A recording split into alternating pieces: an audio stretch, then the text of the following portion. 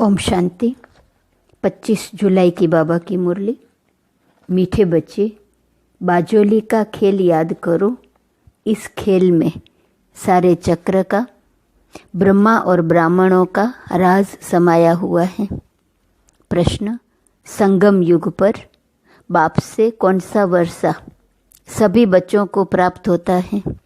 उत्तर: ईश्वरीय बुद्धि का। ईश्वर में जो गुण है वह हमें वर्षे में देते हैं।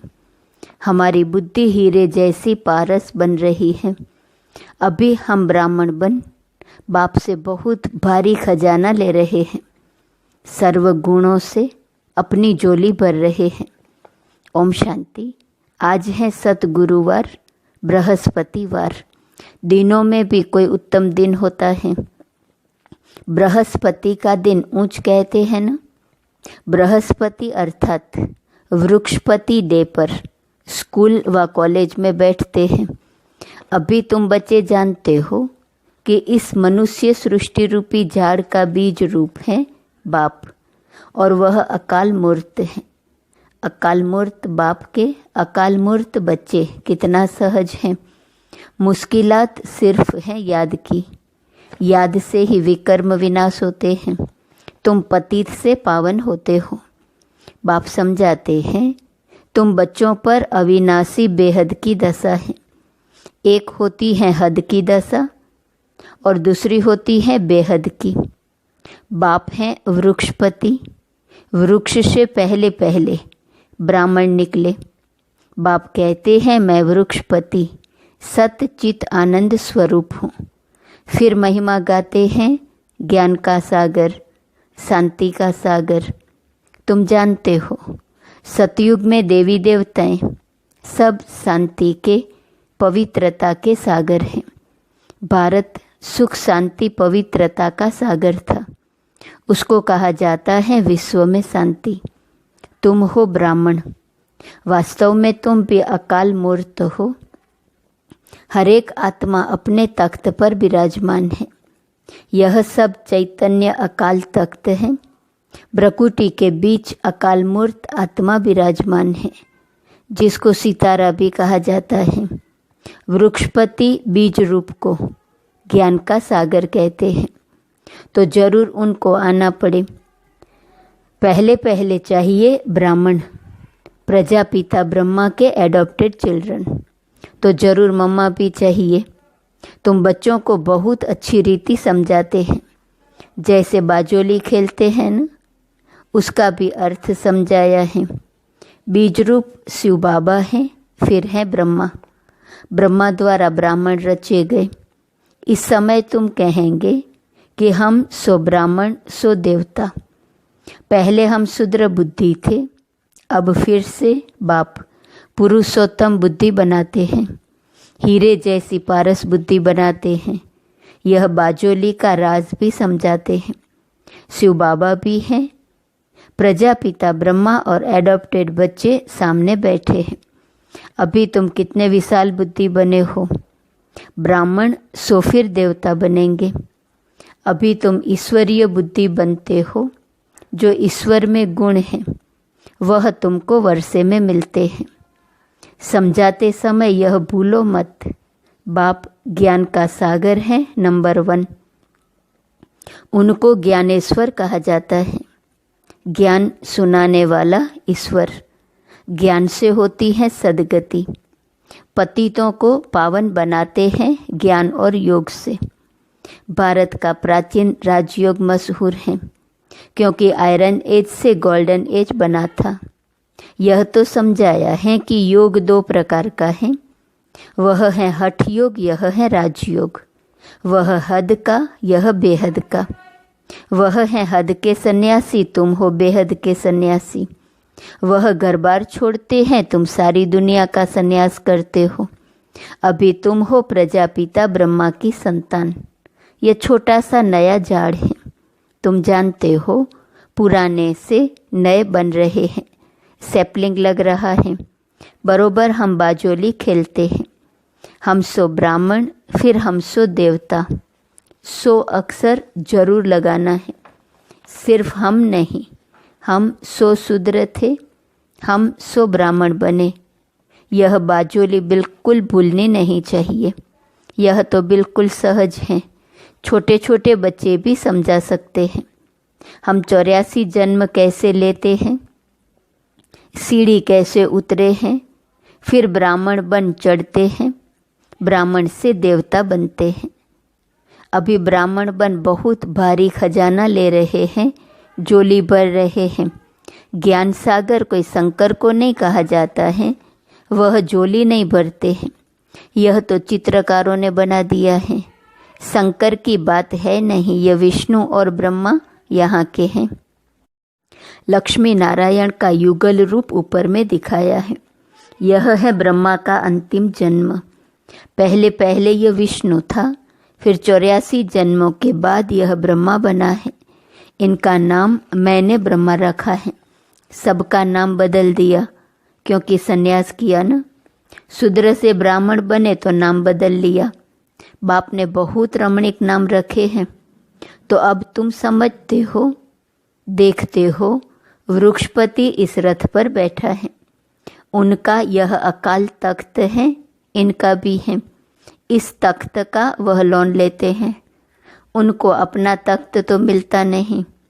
कहते हैं मैं इस रथ में विराजमान होता हूँ, पहचान देता हूँ, मैं तुम्हारा बाप हूँ। सिर्फ जन्म मरण में नहीं आता हूँ, तुम आते हो। अगर मैं भी आऊँ तो तुमको तमो प्रधान से सतो प्रधान कौन बनाएंगे? बनाने वाला तो चाहिए ना। इसलिए ही मेरा ऐसा पार्ट है। मुझे बुलाते भी हो, हे पतित पावन आओ। निराकार शिव बाबा को आत्माएं पुकारती हैं क्योंकि आत्माओं को दुख है। भारतवासी आत्माएं खास बुलाती हैं कि आकर पतितों को पावन बनाओ। सतयुग में तुम बहुत पवित्र सुखी थे, कभी भी पुकारते नहीं थे। तो बाप खुद कहते हैं तुमको सुखी बनाकर मैं फिर वानप्रस्थ में बैठ जाता हूँ। वहाँ मेरी दरकार ही नहीं। भक्ति मार्ग में मेरा पार्ट है, फिर मेरा पार्ट आधा कल्प नहीं। यह तो बिल्कुल सहज है, इसमें किसका प्रश्न उठ नहीं सकता। गायन भी है, दुख में सिमरन सब करे। सतयुग त्रेता में भक्ति मार्ग होता ही नहीं, ज्ञान मार्ग भी नहीं कहेंगे। ज्ञान तो मिलता ही है संगम पर, जिससे तुम 21 जन्म प्रारब्ध पाते हो। नंबरवार पास होते हैं, फेल भी होते हैं। तुम्हारी यह युद्ध चल रही है। तुम देखते हो जिस रथ पर बाप विराजमान है वह तो जीत लेते हैं, फिर अनन्य बच्चे भी जीत पा लेते हैं। जैसे कुमार का है, फलानी है, जरूर जीत पाएंगी। बहुतों को आप समान बनाती हैं। तो बच्चों को यह बुद्धि में रखना है, यह बाजोली है। छोटे बच्चे भी ये समझ सकते हैं। इसलिए बाबा कहते हैं बच्चों को भी सिखलाओ। उनको भी बाप से वर्षा लेने का हक है। जास्ती बात तो है नहीं। थोड़ा भी इस ज्ञान को जानने से ज्ञान का विनाश नहीं होता। स्वर्ग में तो जरूर आ जाएंगे। जैसे क्राइस्ट का स्थापन किया हुआ क्रिश्चियन धर्म कितना बड़ा है। यह देवी देवता तो सबसे पहले और बड़ा धर्म है। जो 2 युग चलता है तो जरूर उनकी संख्या भी बड़ी होनी चाहिए, परंतु हिंदू कहला दिया है। कहते भी हैं 33 करोड़ देवताएं, फिर हिंदू क्यों कहते हैं? माया ने बुद्धि को बिल्कुल ही मार डाला है, तो यह हाल हो गया है। बाप कहते हैं माया को जीतना कोई कठिन बात नहीं है। तुम हर कल्प जीत पाते हो, सेना हो ना। बाप मिला है इन विकारों रूपी रावण पर जीत पहनाने लिए। तुम पर अभी बृहस्पति की दशा है, भारत पर ही दशा आती है। अभी सभी पर राहु की दशा है। बाप वृक्षपति आते हैं तो जरूर भारत पर बृहस्पति की दशा बैठेंगी। इसमें सब कुछ आ जाता है। तुम बच्चे जानते हो हमको निरोगी काया मिलती है, वहाँ मृत्यु का नाम नहीं होता। अमर लोक है ना। ऐसे नहीं कहेंगे फलाना मरा, मरने का नाम नहीं। एक शरीर छोड़ दूसरा ले लेते हैं। शरीर लेने और छोड़ने पर खुशी ही रहती है, गम का नाम नहीं। तुम पर अभी बृहस्पति की दशा है। सब पर तो बृहस्पति की दशा हो न सके। स्कूल में भी कोई पास होते हैं, कोई नापास होते हैं। यह भी पाठशाला है। तुम कहेंगे हम राजयोग सीखते हैं। सिखलाने वाला कौन है? बेहद का बाप। तो कितनी खुशी होनी चाहिए। इसमें कोई और बात नहीं, पवित्रता की है मुख्य बात। लिखा हुआ भी है, हे बच्चों, देह सहित देह के सब संबंध छोड़ मामेकम याद करो। यह गीता के अक्षर हैं। यह गीता एपिसोड चल रहा है। उसमें भी मनुष्यों ने अगड़म बगड़म कर दिया है।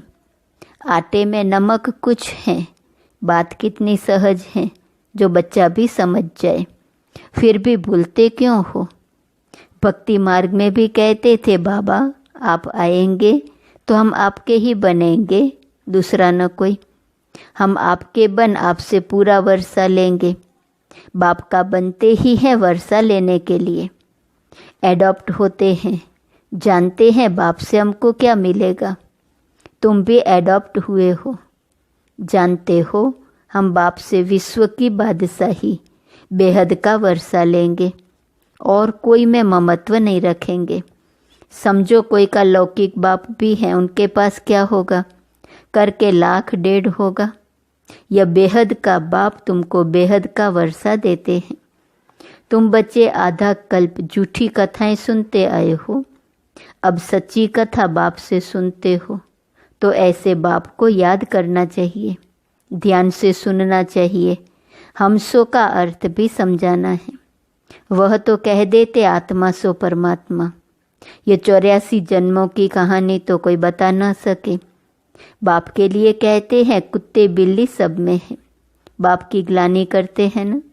यह भी ड्रामा में नूंद है। कोई पर दोष नहीं रखते हैं, ड्रामा ही ऐसा बना हुआ है। तुमको जो ज्ञान से देवता बनाते हैं, तुम फिर उनको ही गालियां देने लग पड़ते हो। तुम ऐसे बाजोली खेलते हो। यह ड्रामा भी बना हुआ है। मैं फिर आकर तुम पर भी उपकार करता हूँ। जानता हूँ तुम्हारा भी दोष नहीं है, यह खेल है। कहानी तुमको समझाता हूँ। यह है सच्ची सच्ची कथा जिससे तुम देवता बनते हो। भक्ति मार्ग में फिर ढेर कथाएं बना दी हैं। एम ऑब्जेक्ट कुछ भी नहीं है, वह सब है गिरने के लिए। उस पाठशाला में विद्या पढ़ाते हैं, फिर भी शरीर निर्वाह के लिए एम है। पंडित लोग अपने शरीर निर्वाह लिए बैठ कथा सुनाते हैं। लोग उनके आगे पैसे रखते जाते हैं, प्राप्ति कुछ भी नहीं। तुमको तो अभी ज्ञान रत्न मिलते हैं जिससे तुम नई दुनिया के मालिक बनते हो। वहाँ हर चीज नई मिलेंगी। नई दुनिया में सब कुछ नया होगा। हीरे जवाहर आदि सब नए होंगे। अब बाप कहते हैं और सब बातें तुम छोड़ बाजोली याद करो। फकीर लोग भी बाजोली खेलते तीर्थों पर जाते हैं, कोई पैदल भी जाते हैं। अभी तो मोटरें एरोप्लेन भी निकल पड़े हैं। गरीब तो उनमें जा न सके। कोई बहुत श्रद्धा वाले होते हैं तो पैदल भी चले जाते हैं। दिन प्रतिदिन साइंस से बहुत सुख मिलता जाता है। यह है अल्पकाल का सुख। गिरते हैं तो कितना नुकसान हो जाता है। इन चीज़ों में सुख है अल्पकाल के लिए, बाकी फाइनल मौत भरा हुआ है। वह है साइंस, तुम्हारी है साइलेंस। बाप को याद करने से सब रोग खत्म हो जाते हैं, निरोगी बन जाते हैं। अभी तुम समझते हो सतयुग में एवर हेल्दी थे। यह 84 का चक्र फिरता ही रहता है। बाप एक ही बार आकर समझाते हैं, तुमने मेरी ग्लानि की है, अपने को चमाट मारी है। ग्लानि करते करते तुम शुद्र बुद्धि बन पड़े हो। सिख लोग भी कहते हैं जप साहेब तो सुख मिले, अर्थात मन मना भव। अक्सर ही 2 हैं, बाकी जास्ती माथा मारने की तो दरकार ही नहीं है। यह भी बाप आकर समझाते हैं। अभी तुम समझते हो साहेब को याद करने से तुमको 21 जन्म का सुख मिलता है। वह भी उसका रास्ता बताते हैं, परंतु पूरा रास्ता तो जानते ही नहीं। सिमर सिमर सुख पाओ। तुम बच्चे जानते हो बरोबर सतयुग में बीमारी आदि दुख की कोई बात भी नहीं होती। यह तो कॉमन बात है। उसको सतयुग गोल्डन एज कहा जाता है, इसको कलयुग आयरन एज कहा जाता है। सृष्टि का चक्र फिरता रहता है। समझानी कितनी अच्छी है, बाजोली है। अभी तुम ब्राह्मण हो फिर देवता बनेंगे, यह बातें तुम भूल जाते हो। बाजोली याद हो तो ये ज्ञान सारा याद रहे। ऐसे बाप को याद कर रात को सो जाना चाहिए। फिर भी कहते हैं बाबा भूल जाते हैं। माया घड़ी घड़ी भुला देती है। लड़ाई है तुम्हारी माया के साथ, फिर आधा कल्प तुम उन पर राज्य करते हो। बात तो सहज बताते हैं, नाम ही है सहज ज्ञान सहज याद। बाप को सिर्फ याद करो। क्या तकलीफ देते हैं? भक्ति मार्ग में तो तुमने बहुत तकलीफ ली है। दीदार के लिए गला काटने को तैयार हो जाते हैं, काशी कलवट खाते हैं। हाँ, जो निश्चय बुद्धि होकर करते हैं उनके फिर भी कर्म विनाश होते हैं। फिर नए सिर शुरू होगा हिसाब किताब। बाकी मेरे पास नहीं आते हैं। मेरी याद से विकर्म विनाश होते हैं, न कि जीवगाद से। मेरे पास तो कोई आते नहीं। कितनी सहज बात है। यह बाजोली तो बूढ़ों को भी याद रहनी चाहिए, बच्चों को भी याद रहनी चाहिए। अच्छा, मीठे मीठे सिकी लदे बच्चों प्रति माता पिता बाप दादा का याद प्यार और गुड मॉर्निंग। रूहानी बाप की रूहानी बच्चों को नमस्ते। रूहानी बच्चों की रूहानी बाप को नमस्ते नमस्ते नमस्ते। धारणा के लिए मुख्य सार। पहली पॉइंट, वृक्षपति बाप से सुख शांति पवित्रता का वर्षा लेने के लिए अपने आप को अकाल मूर्त आत्मा समझ बाप को याद करना है। ईश्वरीय बुद्धि बनानी है। दूसरी पॉइंट, बाप से सच्ची कथा सुनकर दूसरों को सुनानी है। माया जीत बनने के लिए आप समान बनाने की सेवा करनी है। बुद्धि में रहे हम कल्प कल्प के विजयी हैं, बाप हमारे साथ हैं। वरदान, निर्बल से बलवान बन, असंभव को संभव करने वाली हिम्मतवान आत्मा भव। हिम्मते बच्चे मददे बाप। इस वरदान के आधार पर हिम्मत का पहला दृढ़ संकल्प किया कि हमें पवित्र बनना ही है, और बाप ने पदम गुणा मदद दी कि आप आत्माएं अनादि आदि पवित्र हो। अनेक बार पवित्र बनी हो और बनती रहेंगी। अनेक बार की स्मृति से समर्थ बन गए। निर्बल से इतने बलवान बन गए जो चैलेंज करते हो कि विश्व को भी पावन बनाकर ही दिखाएंगे। जिसको ऋषि मुनि महान आत्माएं समझती हैं कि प्रवृत्ति में रहते पवित्र रहना मुश्किल है, उसको आप अति सहज कहते हो। स्लोगन, दृढ़ संकल्प करना ही व्रत लेना है। सच्चे भक्त कभी व्रत को तोड़ते नहीं हैं, दृढ़ संकल्प रखते हैं। दृढ़ संकल्प को कभी भी तोड़ते नहीं हैं, वही सच्चे भक्त हैं। स्वमान है, मैं रहम दिल हूँ।